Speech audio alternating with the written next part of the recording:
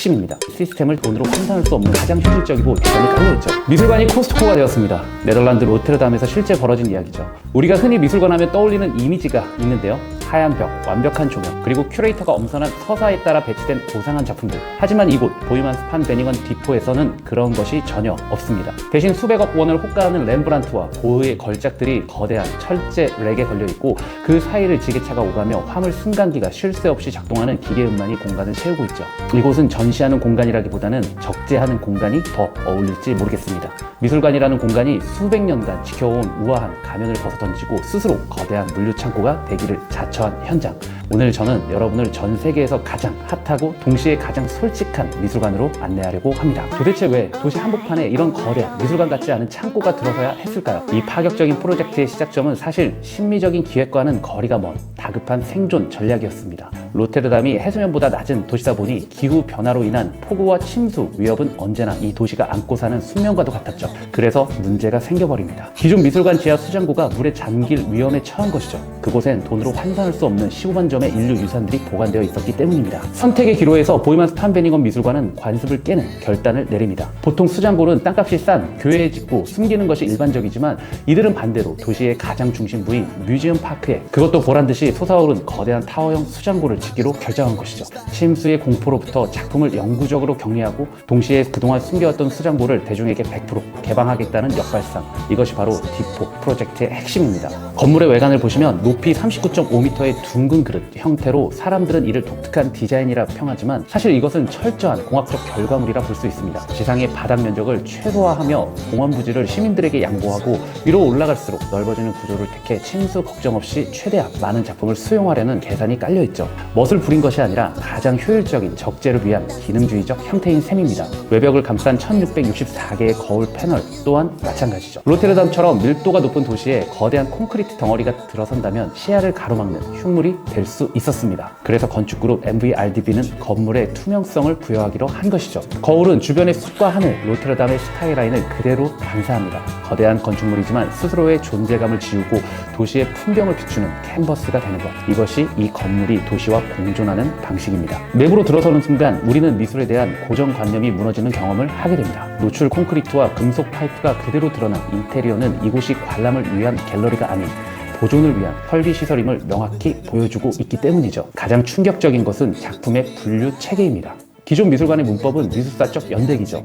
르네상스, 바로크, 인상파 등 시대와 사조에 따라 작품을 줄 세우는데 하지만 디포는 이 역사적 맥락을 과감히 소거했습니다. 이곳의 유일한 분류 기준은 온도뿐이죠. 캔버스, 목재, 금속, 플라스틱 등 작품의 재료가 무엇이냐에 따라 요구되는 온도와 습도가 다르기 때문에 디포는 이에 맞춰 5개의 서로 다른 온도 구역을 설정했습니다. 그 결과 우리는 아주 낯선 풍경을 마주하게 되는데요. 17세기의 고전 회화 바로 옆에 21세기의 산업 디자인 제품이 놓여있고 중세의 조각상 옆에 현대의 설치 미술이 배치되기도 합니다. 작가의 의도나 큐레이터의 해석은 제거되죠. 오직 물질로서의 예술품만이 남아있게 되는 것입니다. 역사적 권위를 내려놓고 보존 조건이 같은 사물들이 평등하게 어깨를 맞대고 있는 풍경. 이는 우리에게 예술을 해석하는 새로운 시각을 제공하죠. 통계적으로 전 세계 대형 미술관들이 대중에게 공개하는 작품은 소장품의 약 6-7%에 불과하다고 합니다. 나머지 90% 이상은 수장고 깊은 곳에서 빛을 보지 못한 채 잠들어 있다고 하죠. 하지만 로테르담 디포는 이 폐쇄적인 시스템을 전복시켜 버렸습니다. 15만 1천여 점.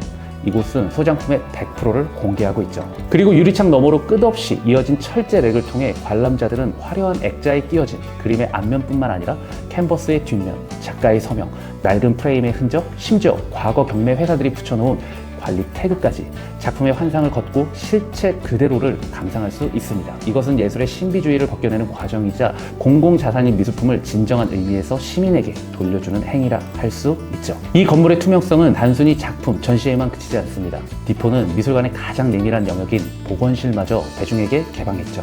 복도에 설치된 통유리를 통해 관람객은 전문 보건가들이 현미경을 들여다보며 손상된 명화들을 수복하는 과정을 실시간으로 지켜볼 수 있습니다. 훼손된 부분을 메꾸고 바니쉬를 칠하고 엑스레이로 위작을 판별하는 과정. 이곳에서 예술은 영감의 영역을 넘어 치열한 과학과 기술의 영역으로 확장됩니다. 작품 하나를 지키기 위해서 얼마나 많은 노동과 기술이 투입되는지를 목격하며 우리는 예술품이 가진 무게를 새삼 실감하게 되는 것이죠. 흥미로운 점은 이곳의 상업적 논리도 공존한다는 것입니다. 건물 내부에는 개인 컬렉터들을 위한 임대 수장고가 마련되어 있는데요. 고가의 미술품을 소유한 슈퍼리치들은 도난이나 훼손 걱정 없이 최고 수준의 보안과 항원 항습 시설을 갖춘 이곳의 작품들을 보관하고 있습니다. 공공미술관이 개인의 자산을 관리해주고 수익을 창출하는 비즈니스 모델. 공공성과 상업성이 공존하는 이 유연한 사고방식이야말로 네덜란드라는 국가가 가진 실용주의의 정점이라 할 수 있죠. 엘리베이터를 타고 건물의 최상층 35m 높이의 루프탑으로 올라가면 또 한 번의 반전이 기다립니다. 차가운 금속과 콘크리트로 이루어진 이 거대한 기계장치의 머리 위에 놀랍게도 울창한 자작나무 숲이 조성되어 있죠. 이 75그루의 자작나무들은 항구 도시의 특유의 강한 바람을 견딜 수 있도록 지상에서 3년 동안 특수훈련을 거쳐 이식된다고 하죠. MVRDB는 건물이 들어서면서 사라진 지상의 녹지 면적만큼 옥상에 숲을 조성하여 도시에 되돌려 주었습니다. 이 옥상 정원에서 내려다보는 풍경은 로테르담이라는 도시의 정체성을 한눈에 보여주고 있죠. 한쪽에는 유럽 최대의 물류가 오가는 로테르담 항구의 크레인들이 보이고 발밑에는 15만 점의 인류 유산이 잠들어 있습니다. 산업과 예술 그리고 자연 전혀 다른 세 가지의 요소가 이 은색 그릇 위에 완벽한 균형을 이루고 있습니다. 결국 우리는 다시 처음 질문으로 돌아갑니다. 왜 로테르담일까?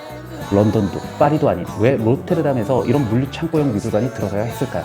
답은 이 도시의 DNA에 있습니다. 로테르담은 유럽의 대문이자 물류의 심장입니다. 세상의 모든 물건이 컨테이너에 실려 이곳을 거쳐갑니다. 로테르담의 관점에서 보면 예술품 또한 특별한 성역에서 모셔야 할 신화적 존재가 아닌 것이죠. 효율적으로 관리되고 안전하게 보관되며 투명하게 유통되어야 할 소중한 자산이자 화물인 것입니다. 보헤만스 판 베닝언 디포는 예술을 고고한 성역에서 끌어내려 가장 현실적이고 투명한 시스템 속으로 편입시켰습니다. 이것은 예술에 대한 모독이 아니죠.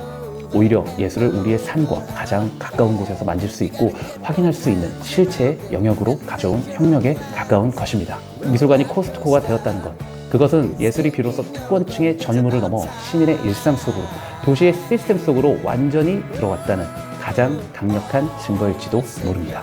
감사합니다.